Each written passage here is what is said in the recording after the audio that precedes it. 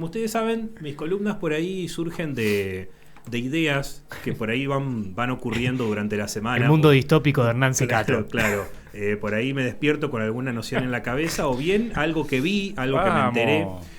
Y hoy, en realidad, la idea de esto es la continuación de una columna que empecé hace, creo que el año pasado, cuando hablamos de los rockstars, las superstars, donde pusimos de ejemplos películas de culto como Jesucristo Superestrella, Tommy de The Who, y obviamente la absoluta Pink Floyd con The Wall, esta película de Alan Parker tan importante de la década de los 80.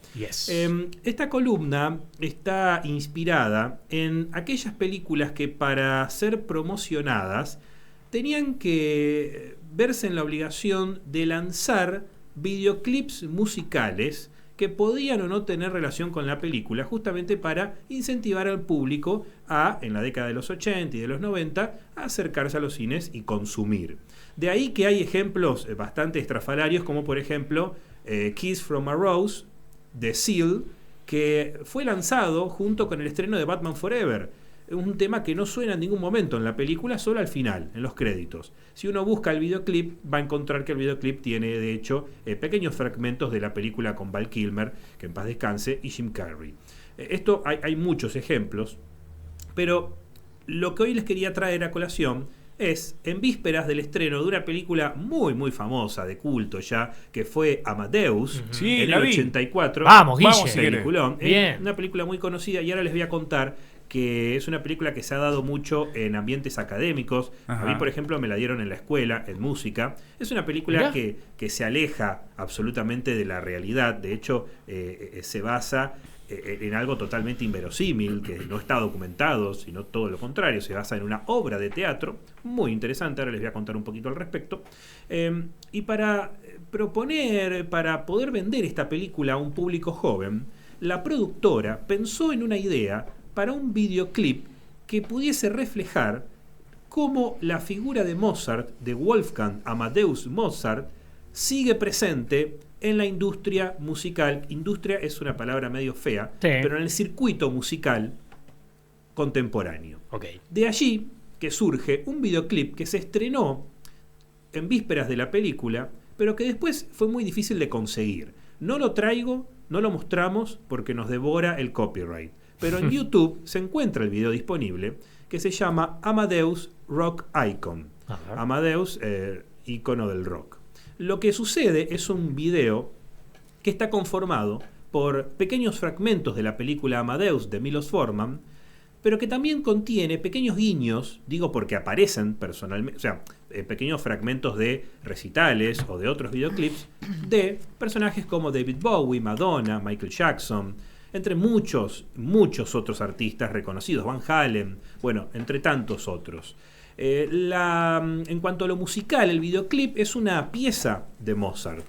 No busca más que eso. Sin embargo, es una construcción interesante de un videoclip que solamente se podía ver en su momento en MTV, después en VH1, canales que volvían a refritar este contenido. Cuando MTV pasaba videoclips. Igual yo me quedo con las series de MTV, si te soy honesto. Bien. Yo que soy de esa generación de Beavis and Butthead, Celebrity Deathmatch, Ren y Stimpy, yo me quedo ahí. Pero bueno, volviendo al eje, este videoclip, que por cierto invito a que lo busquen y es muy interesante de ver en YouTube, me entero esta semana, al paso de que venía preparando esta columna para poder hablar. Además, siempre es una buena excusa para poder hablar de una película para mí tan importante como fue Amadeus. Me entero de que van a realizar una nueva adaptación de la obra de teatro de Peter Shaffer, en formato de miniserie, con algunos actores conocidos, otros no tanto. Tenemos una imagen, las dos únicas imágenes que se han al menos lanzado en este momento. Uno es Paul Bettany, quien interpreta a Salieri, Antonio Salieri. Paul Bettany es muy conocido. El otro actor, que ahora se me escapa el nombre, es un actor no tan conocido dentro del mainstream. Es un actor británico, si no me equivoco. Y bueno, estos muchachos, creo que se llama Will Sharp, lo tenía anotado acá. En esta revelación de una nueva adaptación de Amadeus, uno se pone a pensar ¿Qué simboliza esta película? ¿Qué simboliza la historia detrás de los personajes? Una película que buscaba en su momento reflejar digamos, no es la vida de Mozart como una película biográfica, sino es el poder creativo de este personaje visto a través de los ojos de un fanático que lo consideraba ídolo. Y cómo la película, de alguna manera, refleja esto de que el amor del fanático está muy cercano al odio, a las ansias de ver destruida a la persona que se idolatra. Esto, gente, quiero aclarar, yo no soy psiquiatra, no soy psicólogo, pero son procesos que ocurren en el inconsciente. Yo no estoy diciendo que a mí me gusta tanto este artista que quiero verlo aniquilado, pero sí estoy diciendo que existe, y creo que lo estamos viviendo en gran medida gracias al avance de los medios digitales, de las redes sociales, de los foros, algunos específicos, otros no tanto, de cómo muchas veces nos genera una morbosa curiosidad saber absolutamente cada detalle de lo que le pasa a nuestra celebridad favorita. Sí. Y al punto tal de que a veces celebramos cuando hacen las cosas mal o cuando, peor, terminan de manera trágica. Esto puede ser de manera literal o puede ser de manera simbólica, como lo es en el caso de la obra Amadeus, que recomiendo que la busquen y que la lean. La obra de teatro de Peter Shaffer es deliberadamente distinta a la película, justamente porque la película fue una construcción entre el autor de la obra de teatro y el director Milos Forman, trabajando juntos durante 4 o 5 meses encerrados, adaptando de un libreto a un guión cinematográfico. Los cambios son sustanciales. De hecho, releyendo este pequeño libro que es la obra de teatro, que incluye un pequeño texto firmado por el mismo Shaffer, que cuenta el proceso de adaptar su obra de teatro a un guión cinematográfico, una experiencia totalmente nueva para él, de la mano de Milos Forman, en el texto termina concluyendo con la idea de que él no se imagina después de esta película que haya o que pueda existir otra adaptación. Poco sabría, Peter Shaffer murió en el 2016, a los 90 años, Milos Forman también falleció, pocos sabrían que en el 2025, bueno, habría una productora británica que se animaría a volver a traer esta historia a la pantalla chica, en este caso, o al streaming. Fuera de esto, hay que aclarar que me parece muy interesante cómo la figura de Mozart, y acá hay que hacer no sé si una distinción, pero hay que señalar, la figura de Mozart se asemeja mucho a algunas ideas que podemos llegar a tener sobre los rockstar. Más que nada, aquel que muere por el amor a su arte. No sé si el amor al arte es la expresión, sino el hecho de esa necesidad casi destructiva de crear, al punto tal de que confiere su propia aniquilación como ser humano. Y del otro lado, este personaje Salieri, que es fascinante en la obra y en la película mucho más, porque no solamente el actor, ¿no? Murray Abraham, que ganó el Oscar por esta interpretación, que además es el narrador, es el personaje por el cual nosotros vemos todo lo que sucede en la película, cuenta sobre su envidia profesional, pero también sobre su amor, como si él fuese la única persona que está recibiendo el mensaje, un mensaje que él considera ser divino, la música de Mozart como un mensaje de Dios, y él no puede entender cómo Dios designó a un ser tan grotesco, tan vulgar, para ser portador de un mensaje tan divino, tan celestial. Bueno, la indignación de este muchacho trasciende al punto tal de que había una leyenda urbana que decían que en la vida real, aunque en realidad esto se desmintió eventualmente, que en su lecho de muerte Salieri pedía a los gritos perdón a Mozart por haberle causado la muerte, por haber sido partícipe de su aniquilación, de su asesinato. Esto es una leyenda urbana, pero a partir de este pequeño dato se construye la obra de Shaffer y eventualmente la obra de Milos Forman, que es un peliculón por donde se lo mire, de proporciones realmente épicas, no solamente por la fotografía, los vestuarios y las actuaciones, sino también, claro está, por la banda sonora, que es sin lugar a dudas alucinante. Las piezas de Mozart cobran vida en la pantalla. Me parece muy interesante cómo este retrato, Amadeus, termina siendo la historia de dos hombres que se autoaniquilan por sus deseos, por sus ambiciones. Uno, porque no conoce otra cosa, porque Mozart en la película, y como está planteado desde el libreto de Schaeffer, y es muy interesante marcarlo, es una persona con una psiquis rota, con un padre abusador en el sentido más literal de la palabra, un padre que iba paseando a su hijo por corte en corte, haciéndolo tocar ante reyes y ante aristócratas, un hombre que está realmente lastimado psicológicamente hablando, y por otro lado Salieri, que es esta persona que anhela la fama, el reconocimiento, pero que carece de talento.